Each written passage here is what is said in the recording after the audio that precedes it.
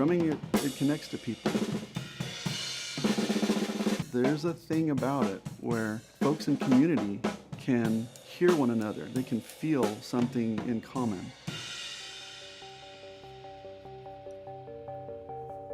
Hi, I'm Derek Sharp.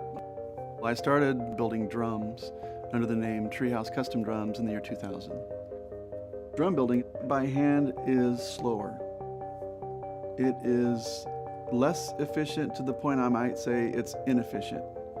It's a mental exercise to focus on being precise, to measure things, to cut exactly.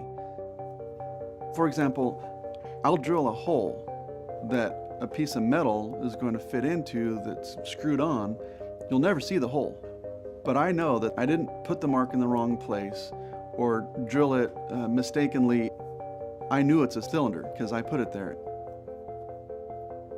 It's an exercise in an ethic of doing it right just because it's the right thing to do. Maybe this is my high.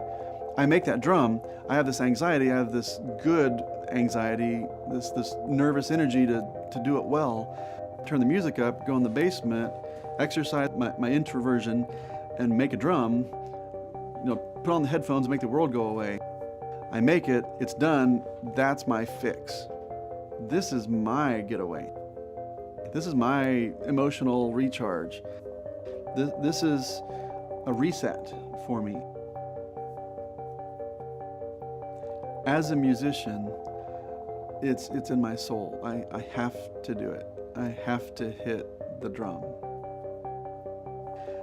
Drumming is an emotional thing for me. Some have spiritual connections with it. Some it's about communication, because you can hear a drum over distance. In Belize, for example, all the doorways had all these little scratch marks and stuff. The guy would stand in his doorway and look at his neighbor across the path, and they would click and tap the doorways and play little drummy rhythm things back and forth. It was a community thing.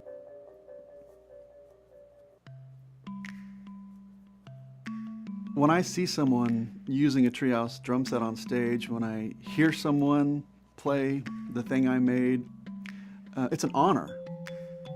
I think the biggest word I can put on this is fascination.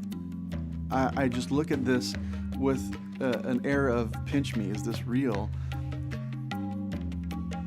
It's also interesting for me to hear things that different artists do with my instruments that I've never thought of.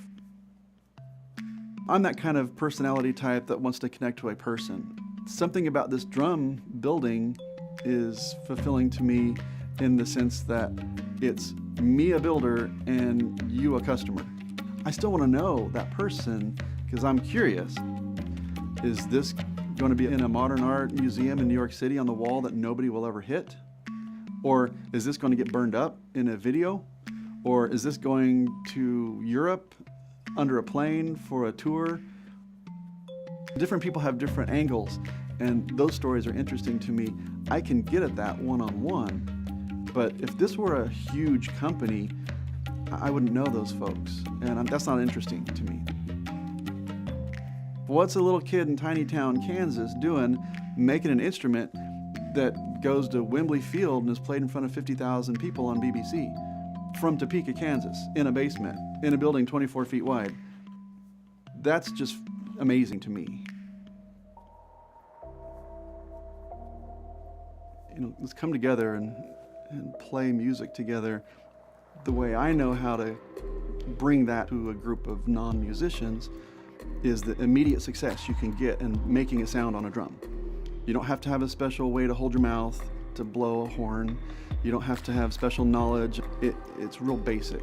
You take something and you smack something else with it, and you can instantly get a successful sound.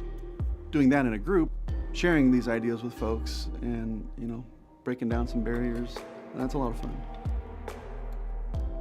I can be a part of a family or a community or a band and not even know the good that happened when they get together to play music, and that's just fascinating how a piece of me can go out there and help people connect, even beyond my life. It's pretty neat that I can do something that will outlive me. I will make something that my customers' kid could use. Something about our industry is, as with many things in our culture, this notion of planned obsolescence is growing.